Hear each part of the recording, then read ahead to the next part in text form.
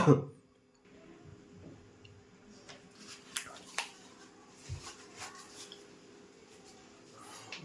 Student, KP chemistry point में आप सभी का स्वागत है। आज हम डिस्कस करने वाले हैं यूपी बोर्ड इंटरमीडिएट के एग्जाम में जो केमिस्ट्री का जो पेपर आते हैं उसमें हमारे 6 नंबर के ऑब्जेक्टिव क्वेश्चन मिलते हैं।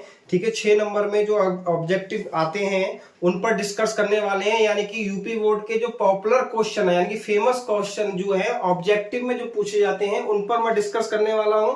तो आज की वीडियो बहुत ही इंपॉर्टेंट होने वाली है, लास्ट तक अवश्य बने रहिएगा। जैसे कि आप देख रहे हैं ये जो मॉडल पेपर है यानी कि जो पिछले वर्ष के जो एग्जाम पेपर है यूपी बोर्ड के, उन पर जो ऑब्जेक्टिव क्वेश्चन है उन पर मैं डिस्कस करने वाला हूं। यानी कि ये देखिए 2023 का है और ये हमारा 2024 का पेपर है। 2024 का रसायन विज्ञान यानी कि 347 जीडी, ठीक है। और आप देखेंगे 347 जीडी के बाद दूसरा है हमारा 347 जीएफ, ठीक है। यानी कि जो हमारे एग्जाम पेपर है यूपी बोर्ड के इंटरमीडिएट के केमिस्ट्री के, उनमें जो पॉपुलर क्वेश्चन है केमिस्ट्री में ऑब्जेक्टिव 6 नंबर में आते हैं, तो वो क्वेश्चन कैसे बनते हैं, कहां से मिलते हैं, और विशेष तौर पे जो पॉपुलर यानी कि फेमस क्वेश्चन है जो अधिकांश हर वर्ष पूछे जाते हैं उस पर मैं आज डिस्कस करने वाला हूं।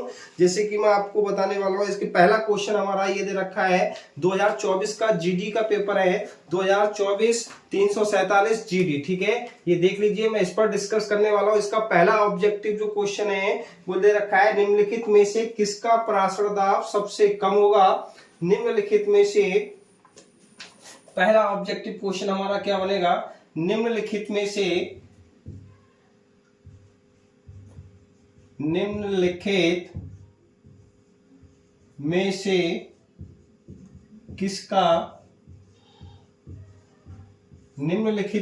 किसका पराशर दाब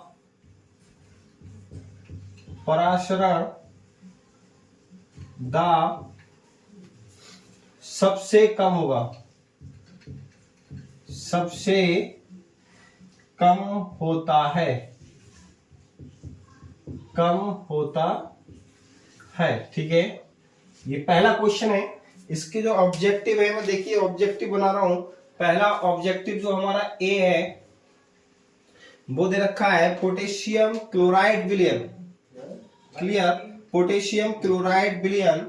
पहला क्वेश्चन है पोटेशियम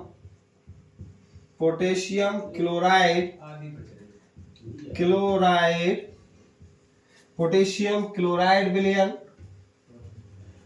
दूसरा क्वेश्चन है, दूसरा पॉइंट है यानी कि स्वर्ण विलयन,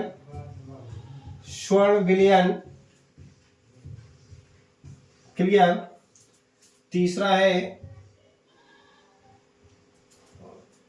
ए बी सी, देखेंगे मैग्नीशियम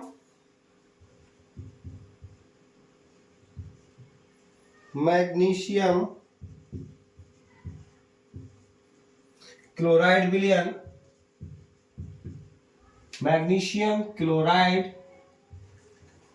विलयन, और डी है इनमें से कोई नहीं, यानी कि नोटा, इनमें से कोई नहीं, ठीक है। क्वेश्चन देखिए, पहला क्वेश्चन क्या दे रखा है ऑब्जेक्टिव में, यानी कि 2024 का 347 जीडी का मैं ऑब्जेक्टिव डिस्कस करने वाला हूं। देखिए, निम्नलिखित में से किसका पराशर दाब सबसे कम होता है, ठीक है।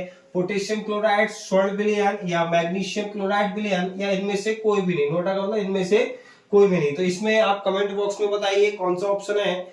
कमेंट्स बॉक्स में आप लिखकर बताइएगा कि कौन सा ऑप्शन है। कमेंट्स बॉक्स में बताइएगा कौन सा ऑप्शन होने वाला है, ठीक है। इसमें देखिए, हाँ जी, कमेंट बॉक्स में, यानी कि ये जो आया हमारा स्वर्ण विलयन, क्या है, स्वर्ण विलयन का पराशर दाब क्या होता है, सबसे कम होता है, क्लियर। स्वर्ण विलयन का पराशर दाब सबसे कम होता है, ठीक। इसी प्रकार से आप नेक्स्ट क्वेश्चन देखेंगे। अगला जो ऑब्जेक्टिव क्वेश्चन है वो क्या दे रखा है, लूकास अभिकर्मक क्या है, ठीक है। लूकास अभिकर्मक क्या है, लूकास रिएजेंट इज, ठीक। दूसरा क्वेश्चन दे रखा है लूकास रिएजेंट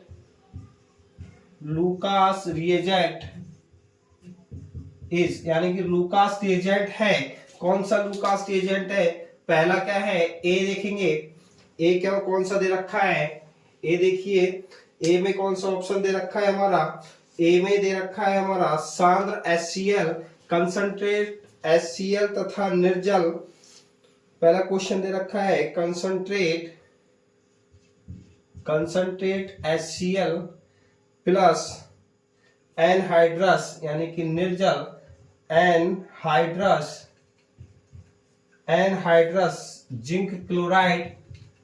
बी दे रखा है एनहाइड्रस क्लोराइड, बी दे रखा है PD plus BaSO4, PD plus BaSO4।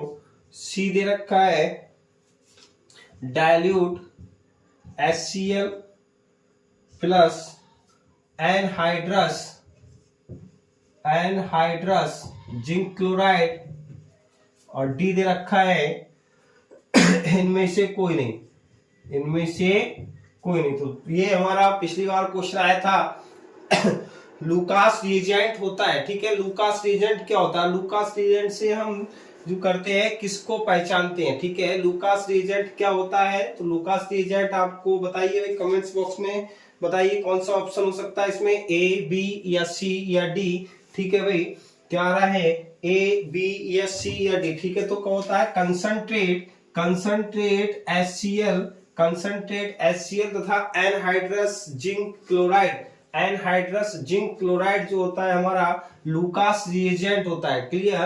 क्या होता है लूकास रिएजेंट, यानी कि concentrate HCl plus anhydrous zinc chloride का जो मिश्रण होता है वो लूकास परीक्षण, यानी कि इसे हम लूकास रिएजेंट यानी कि लूकास टेस्ट जो करते हैं वो हमारा कंसंट्रेट HCl तथा एनहाइड्रस जिंक क्लोराइड, ठीक है। तो ये दो क्वेश्चन हो गए।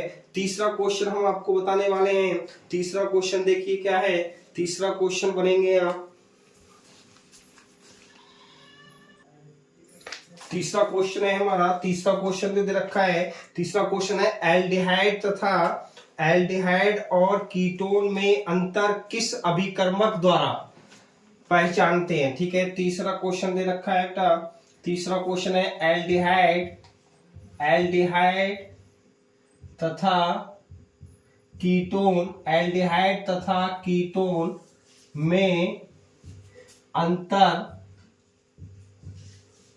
किस रिएजेंट द्वारा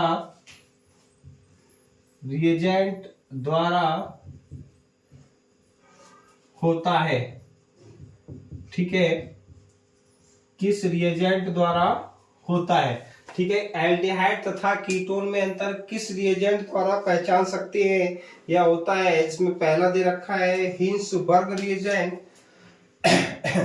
ए, बी, सी और डी। देखें कौन सा है, पहला जो दे रखा है हमारा हिंसबर्ग रिएजेंट दे रखा है, हिंसबर्ग रिएजेंट, पहला हिंसबर्ग रिएजेंट है, दूसरा सिफ रिएजेंट है, ठीक है। दूसरा क्या है, सिफ रिएजेंट है। तीसरा देखेंगे लूकास रिएजेंट है, लूकास रिएजेंट है। और चौथा है नन ऑफ दिस, ठीक है, नन ऑफ दिस। इनमें से बताइए कौन सा रिएजेंट है, यानी कि एल्डिहाइड तथा कीटोन में अंतर किस रिएजेंट द्वारा पहचानते हैं या होता है, बताइए। तो सिंपल सा बात है भाई, सिंपल सी बताइए आप, बहुत ही सिंपल क्वेश्चन है।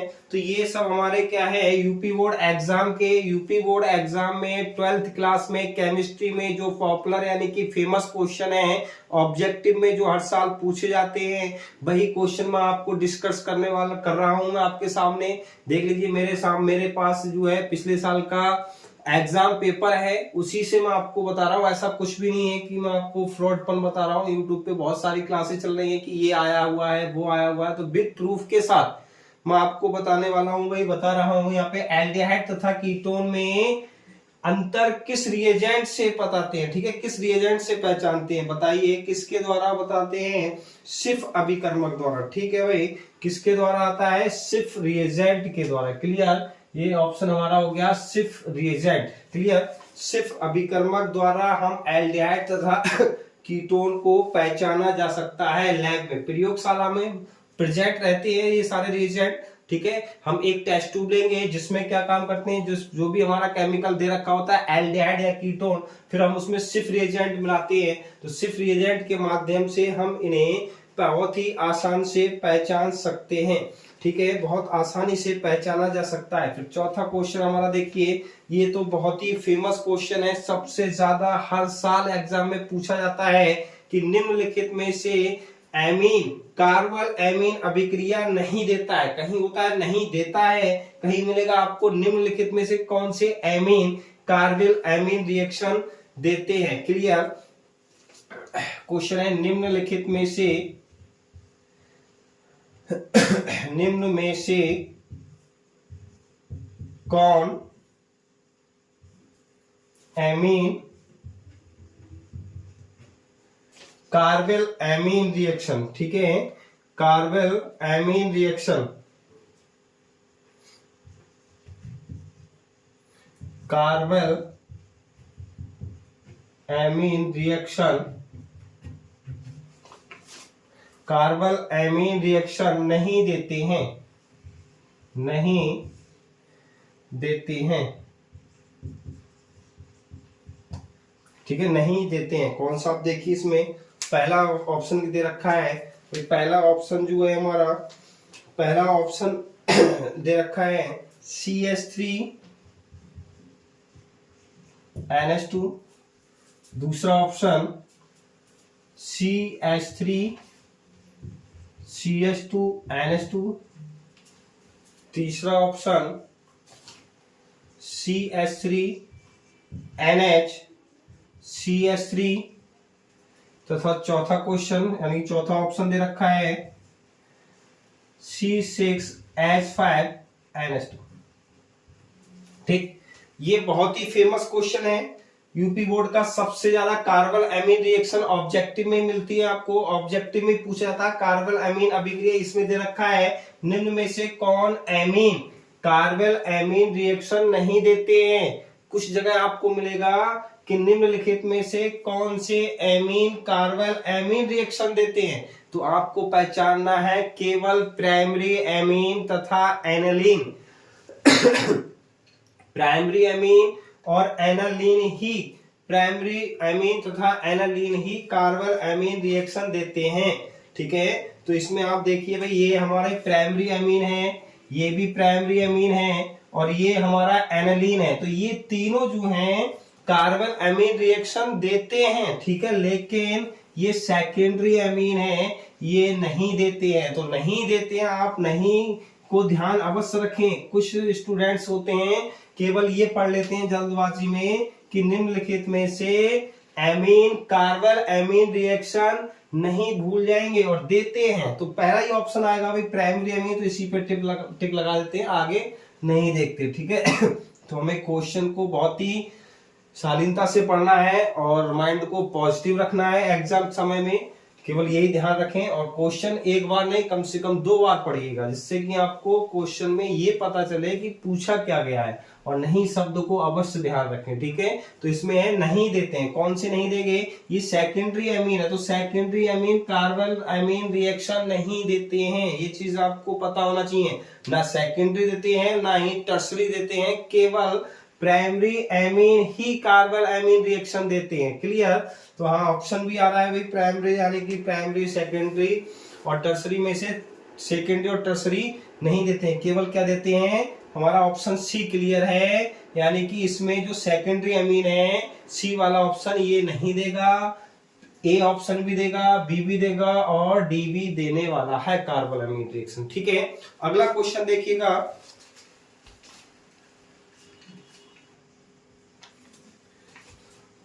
नेक्स्ट क्वेश्चन है। नेक्स्ट क्वेश्चन क्या कह रहा है, विटामिन ए की कमी से होता है, यानी कि 4 होगा, 5वां क्वेश्चन।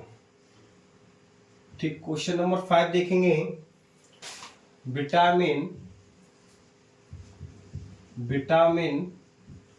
ए की कमी से, विटामिन ए की कमी से होता है। विटामिन ए की कमी से होता है। क्या होता है ये चीज हमें देखना है भाई। विटामिन ए की कमी से होता है। देखिए क्या होता है विटामिन ए की कमी से। ऑप्शन देखेंगे, पहला ऑप्शन दे रखा है इसमें, पहला ऑप्शन दे रखा है अरक्तता,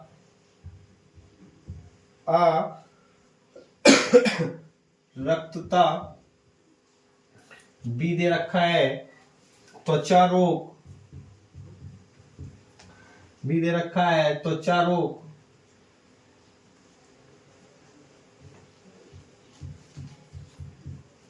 सी दे रखा है नपुंसकता, नपुंसकता। डी दे रखा है रतौंधी। ठीक है, डी दे रखा है रतौंधी। विटामिन भी आपके सिलेबस में है तो विटामिन से भी क्वेश्चन पूछ लिया जाता है। कुछ नहीं तो ऑब्जेक्टिव में पूछ लिया। ये क्वेश्चन देखिए 2024 में पूछा गया था। विटामिन ए की कमी से कौन सा रोग होता है या कौन क्या होता है, कमी से होता है, क्या होता है, आरक्तता होता है या त्वचा रोग होता है या नपुंसकता होता है या फिर रतौंधी होती है। तो विटामिन ए की कमी से क्या होती है। सिंपल सा क्वेश्चन है, सभी आप पढ़ते चले आए हैं कक्षा 9 से। विटामिन ए की कमी से रतौंधी होती है। कौन सी होती है, विटामिन ए की कमी से रतौंधी होती है। ठीक है, नेक्स्ट क्वेश्चन आप देखेंगे, अगला क्वेश्चन है क्वेश्चन नंबर 6 देखिए। क्वेश्चन नंबर 6 क्या है, निम्न में से यानी कि RX plus 2Na plus XR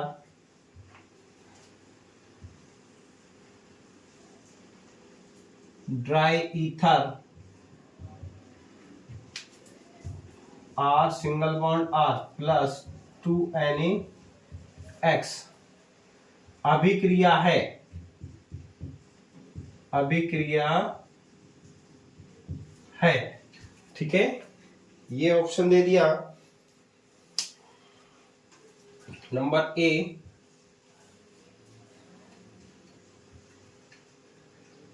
ग्रिग्नॉर्ड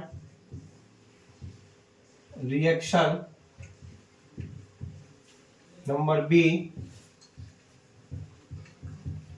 woods reaction, number C Fittig reaction,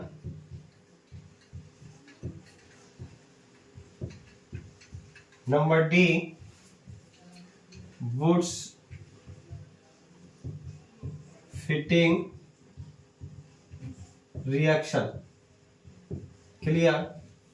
ये क्वेश्चन भी बहुत बार पूछा गया है कि निम्नलिखित यानी कि ये अभिक्रिया दे दे, ऑप्शन में दे दिया निम्नलिखित में से कौन सी अभिक्रिया है। ठीक है, अब आप बताइए कौन सी अभिक्रिया संभव है। ये आप समझ रहे हैं, जब एल्काइल हैलाइड है, ये भी एल्काइल हैलाइड है, ये सोडियम धातु है, ड्राई ईथर की उपस्थिति में जब मिलाते हैं तो R सिंगल बॉन्ड R यानी कि एल्केन बनता है। एल्केन बनता है तो एल्केन किस में बनते हैं, एल्केन किस में बनते हैं, क्या ग्रिग्नॉर्ड रिएक्शन है क्या।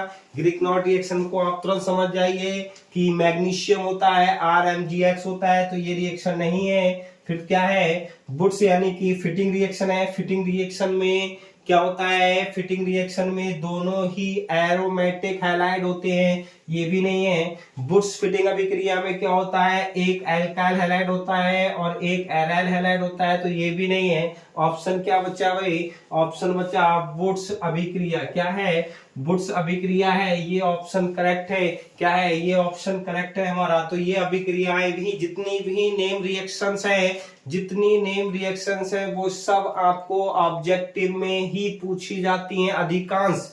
ठीक है, लेकिन आपको पता होना चाहिए कि अभिक्रिया कौन सी क्या है। ठीक है, क्लियर। नेक्स्ट क्वेश्चन मैं आपके साथ डिस्कस करने वाला हूं। नेक्स्ट क्वेश्चन देखेंगे, क्वेश्चन नंबर 6 देखिएगा। क्वेश्चन नंबर 7, सॉरी 6 तो हम करा चुके हैं, 7 देखिएगा। एसिल क्लोराइड, एसिल क्लोराइड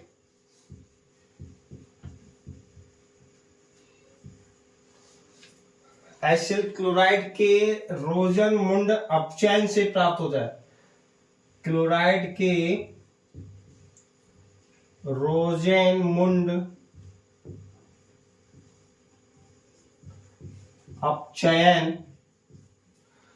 अपचयन से प्राप्त होता है। ठीक है, क्या प्राप्त होता है ये हमें देखना है। एसाइलेशन करते हैं या एसाइल क्लोराइड, एसिटाइल क्लोराइड बोल सकते हैं इसको। एसिटाइल क्लोराइड से रोजनमुंड यानी कि एसाइल क्लोराइड से रोजनमुंड अपचयन से प्राप्त होता है। क्या होता है, पहला ऑप्शन दे रखा है भाई एल्डिहाइड, दूसरा ऑप्शन दे रखा है अल्कोहल, तीसरा ऑप्शन दे रखा है हाइड्रोकार्बन,